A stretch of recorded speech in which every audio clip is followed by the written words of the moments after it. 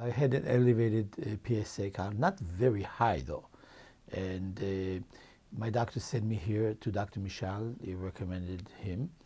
And I came here, and I was very, very sensitive to this issue because I lost both my father and my father-in-law not too many years before they found that I had the elevated PSA count. And both of them died from prostate cancer, so I was very, very sensitive. And I came here for a visit with Dr. Michel. The atmosphere was very, very professional. With a tinge of friendly. You know, people, I guess they know who they're dealing with, and they know how sensitive and how emotional people can get, and how concerned they are. In my case, of course, I was very concerned, and I felt that I was welcomed here, and very comfortable considering what I was going through. Of course, I came full consultation after that, and I sat down with Dr. Michel, and he broke the news to me that I had cancer, and I survived it. I went through an operation with him, and the whole process, my kids wanted to come and see him before then, and whatever he promised me, he delivered. It's now 5 years, so I am on a routine that every normal man at my age will do in terms of blood test. For example, today the operation is so sophisticated where they help you with your nerve ends, they save it, and you, I don't have really any serious problems of continence. My sex life is better. It's a lot to do with the partner, of course, that you have. But if you have a good partner, it is better than what it was before the operation for me. I'm really happy. So those are things that every man will worry about, every young man at my age especially, will worry about it. And I'm really, really happy that way. I'm pleased. I have no worries. I know that one day God will call me, but it's not going to be the way he called my dad or my father-in-law.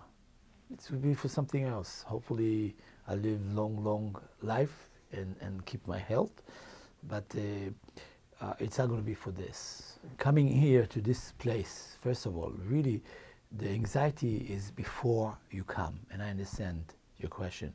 The anxiety is before you come.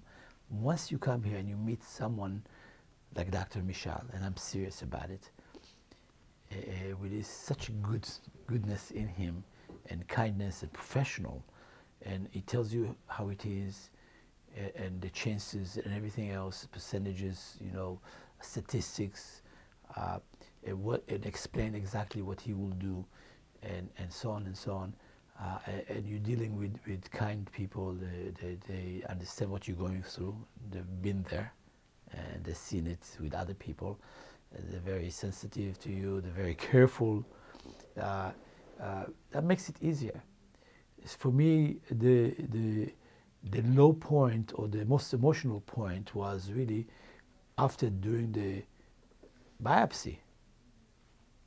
And the reason was not because of me.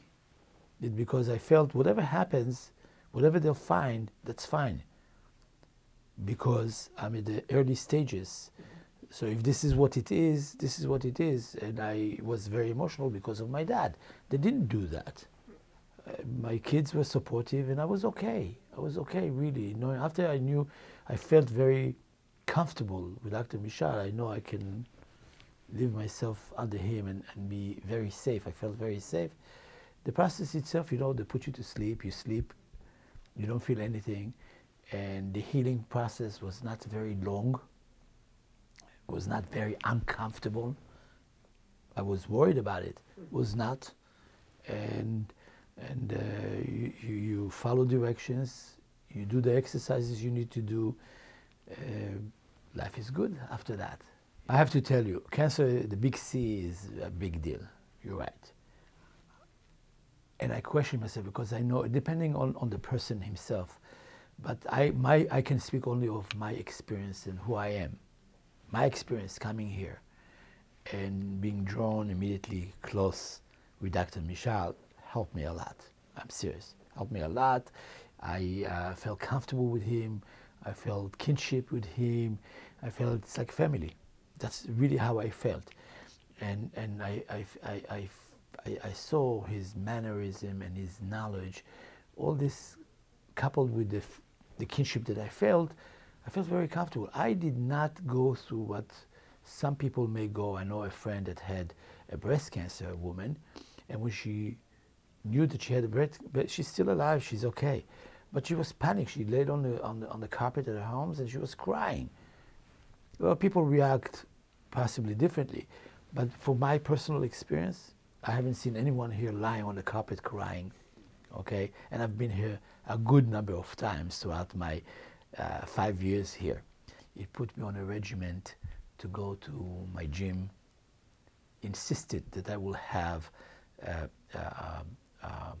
somebody help me, a trainer, insisted on that. And that got the few weeks that I needed from that moment until the operation was like 6 weeks or 8 weeks.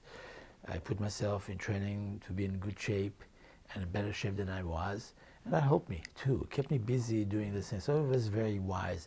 I hope he's doing it with everyone. For me, I know it was extremely wise to do it. I was dedicated to that, eat properly and exercise. I lost some weight. I toned myself, but that was good. But it's up to it depends on your personality, how you are, how you perceive things in life. But I think there will be a common denominator to people that going through what I went through, that they see that it was good that they did it.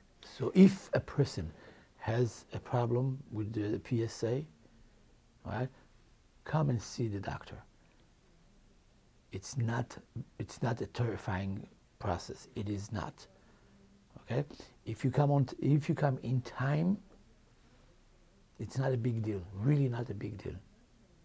If you come in time, you have to be alert. You do the test. You see an elevation, come and see the doctor. Come and see him.